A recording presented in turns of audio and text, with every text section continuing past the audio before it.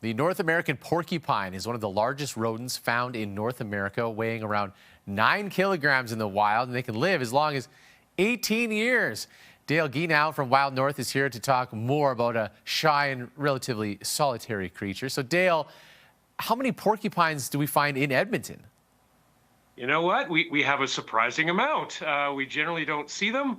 They come out at nighttime, but this time of year in particular, it's mating season for porcupines. So we're seeing more males roaming about. So if you're going to see them, it's likely this time of year. Okay, and this is an interesting one because people may not even recognize them. You have an idea of porcupines a lot from cartoons and things like that. What should people know about when they spot a porcupine? Yeah, so porcupines are covered in 30,000 prickly quills, and we think we're going to see them, but on top of those quills, they have these guard hairs. They look furry and fluffy. No harm can come of us when we encounter a porcupine. They cannot shoot their quills. That's a common myth.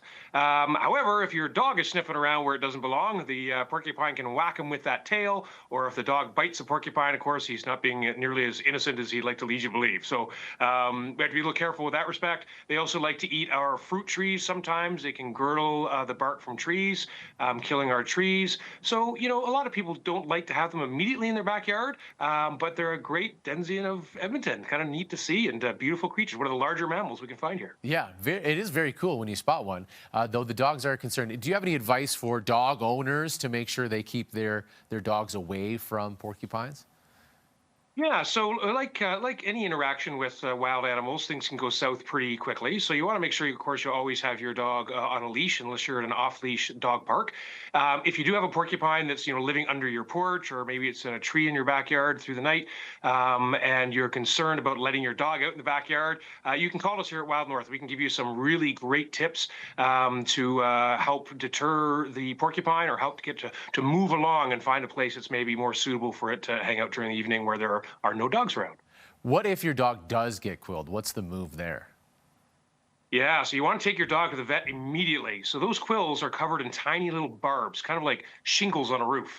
And when they enter the dog, as the dog moves his muscles, it can draw those quills in deeper and deeper at a rate of 1 millimeter an hour. So it's important to take to the vet to get all those quills out, because those quills can actually travel through the flesh into internal organs and cause the dog harm down the road. So don't count on yourself getting them all. If you think you might miss some, get them to the vet for sure. Okay. And if we do come across a porcupine and we're trying to get them out on our own, what's your best advice to try to shoo them away?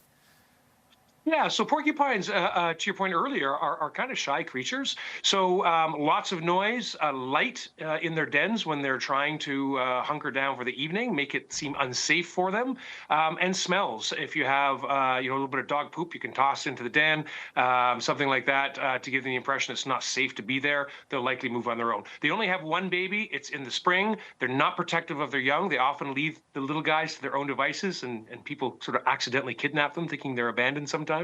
But again, it is this time of year, October, November, you're going to see most of them wandering about. Okay, well, certainly great advice if we do come across a porcupine. Dale, as always, thank you for your advice. Yeah, well, thanks for having me.